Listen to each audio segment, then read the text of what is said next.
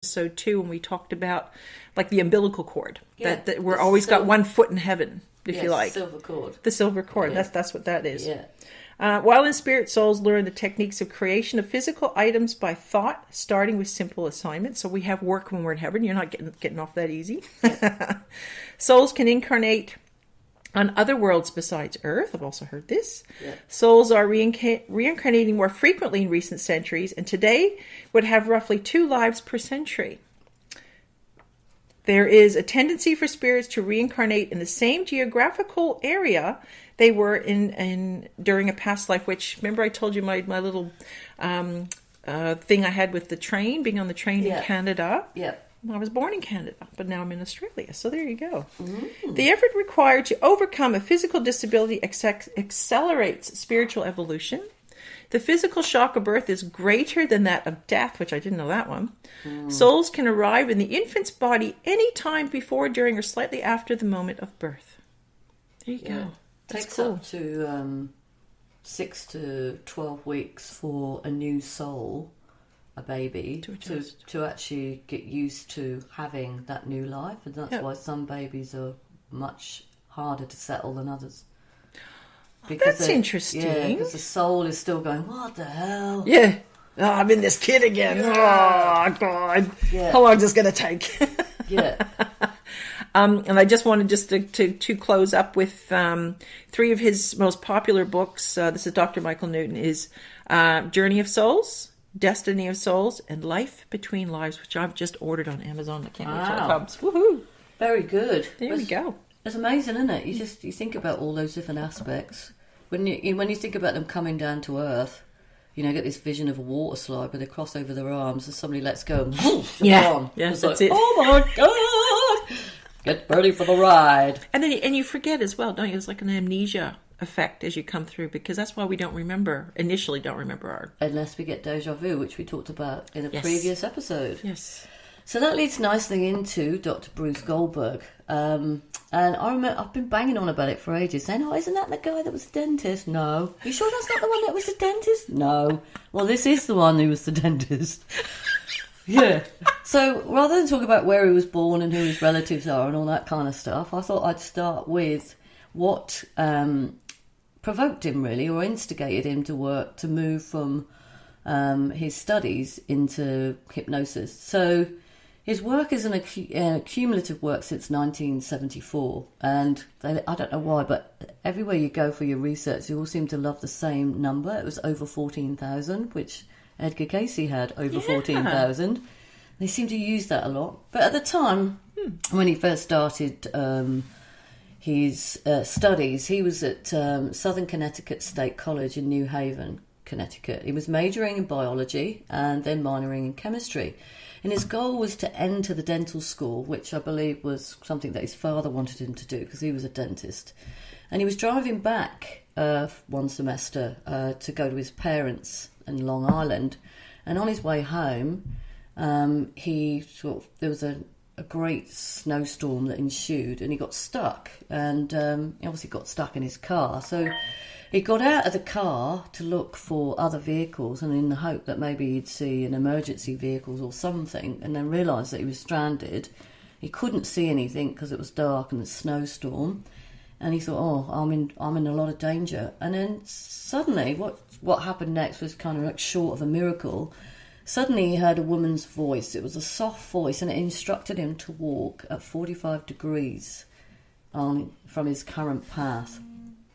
So he did that, and as he walked towards, in the direction of where the soft woman's voice was telling him, he came across this neon light that said TARDIS. Now, I don't mean TARDIS as in Doctor Who. It was a restaurant, all right, love? Restaurant. And so he managed to get into the restaurant, and, it was a building which sheltered him, and he was able to get respite, and from there he was rescued. And so he sort of, obviously that's a memory he's not going to lose quickly, and didn't think any more of it. And then the next phase of his mission that occurred in 1972, during the summer, he was following, he was sort of like, he was following his schooling at a university at Maryland. And he said, up until then, I had no sort of like metaphysical, physical, or psychological or psychic aspirations. I wasn't interested in any of that. And his life was literally dedicated to studying dentistry. Okay. And he didn't have a lot of money, he was out of work, he was still going through school. And one afternoon he heard the same voice that called him. It was a soft woman's voice. I'd like to know what it sounds like. Look into my eyes. Bruce, come this way. No, that was later on. I don't think he did. He was probably going, come this way.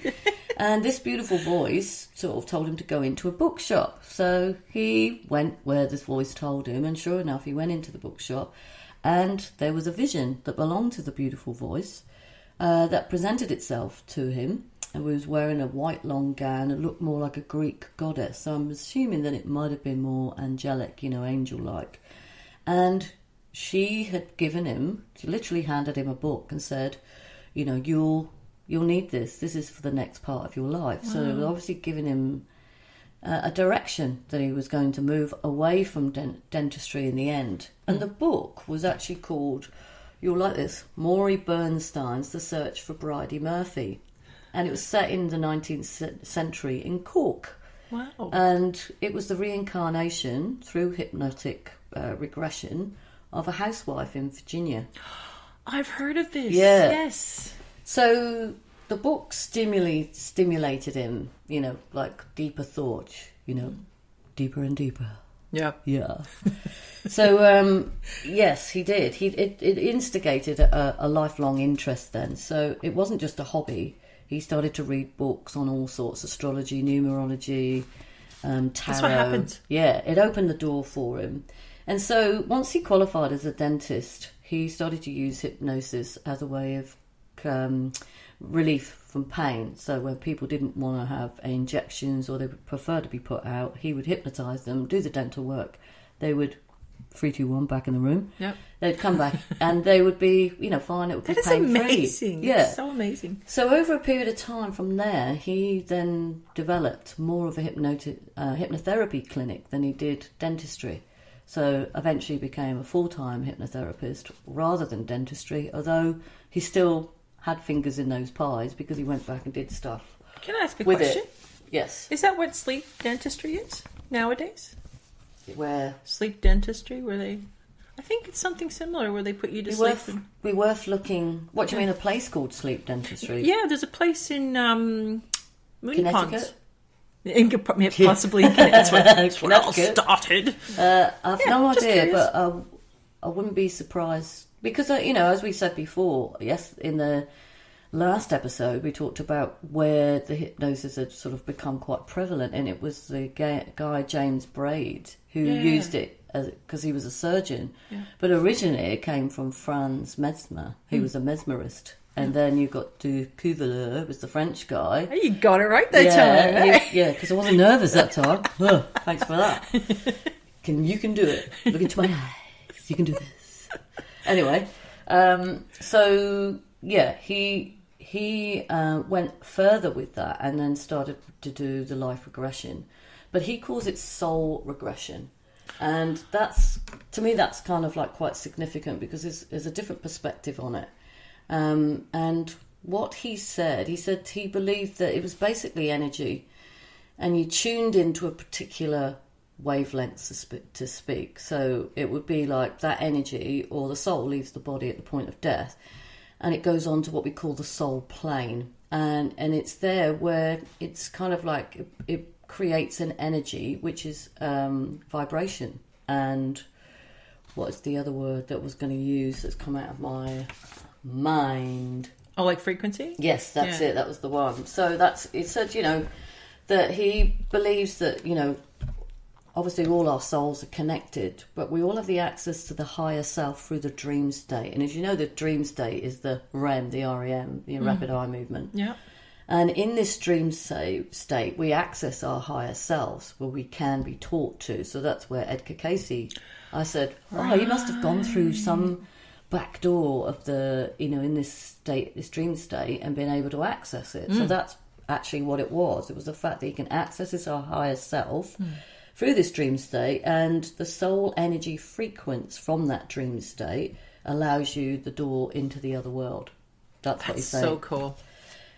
So the discovery of the superconscious mind it was truly sort of like revolutionized in his practice, and hopefully for him the whole entire field. So that's where he got to do this, what he calls regression work. And he was able to obviously get a lot of information, which is very similar to Dr. Michael Newton, who that's 5 minutes behind, by the way.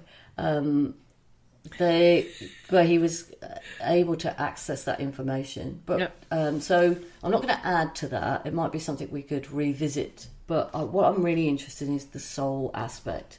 So he was saying that, as you said, there's soul communities and there's clusters and people do know each other. He didn't really talk about the difference in colour, but he's saying that, obviously at the point of death, that's where the doorkeeper comes to collect you, which is not necessarily through this intuition or this change of thought. Here goes your dog again.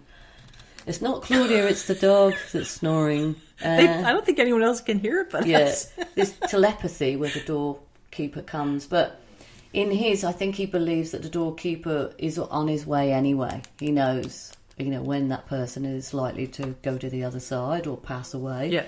So they're hanging around until the last breath. So Goldberg has connected up with souls from different lives, from not just his life but other people's lives. So he may have, in one example, there was a couple of scientists who got to know each other through meeting regularly in this group of scientists, and they were kind of set up on a bit of a blind date. And they felt that they'd known each other for a long, long time. And they felt they must have been soulmates in a previous life. And this is where he did the regression. And he did actually find out that they were actually both the same gender.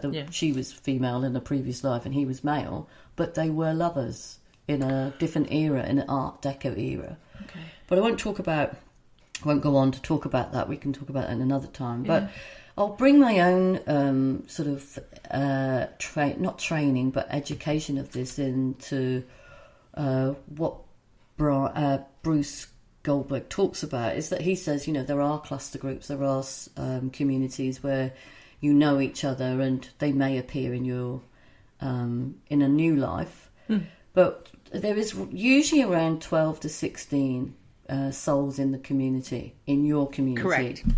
And it's something that we have been taught that somewhere between 3 to 5 people actually appear in your life, in the life that you're having now. So I might mention that Claudia and I have not known each other for that long, and yet we feel that we've known each other for an incredibly long amount of time. It's like you recognise each other. The minute you look into someone's eyes, it's like there's that recognition there. Yeah, which I believe goes back to the frequency that Goldberg talked about, because we all give off a frequency. People say when they do yoga, they have a better frequency to the higher self. Or meditation gives you a higher frequency. Yeah. And yes, you do attract people with the same frequency. So that also is in line with the soulmate thing. So if you're on the same frequency level, you may be lovers, they may be a brother or sister or a parent. Also, if you have a family member that you're with, like say for instance, like myself, I've got 2 grown-up daughters, and I've noticed in the last few years that in some respects my younger daughter is pretty well evolved in terms of spiritual thinking and understanding. Yeah. And it makes me think, in some ways she might be more evolved than I am. So maybe she is from one of my cluster groups, and maybe she was my mother in a previous life. Yeah. So it's very interesting how this can be connected. And when we go to the other life, yes, we are given that evaluation time, but also we're given the opportunity to go to what we call a recuperate. So we spend maybe a couple of years, it could be longer than that, we go and re-energise. Rest in peace. Yeah, before we even step foot into the heavenly realm or wherever we're going to go. And the reason for that is that it's such a tiring experience. You get knocked around down here. Yeah, but going through death itself is a very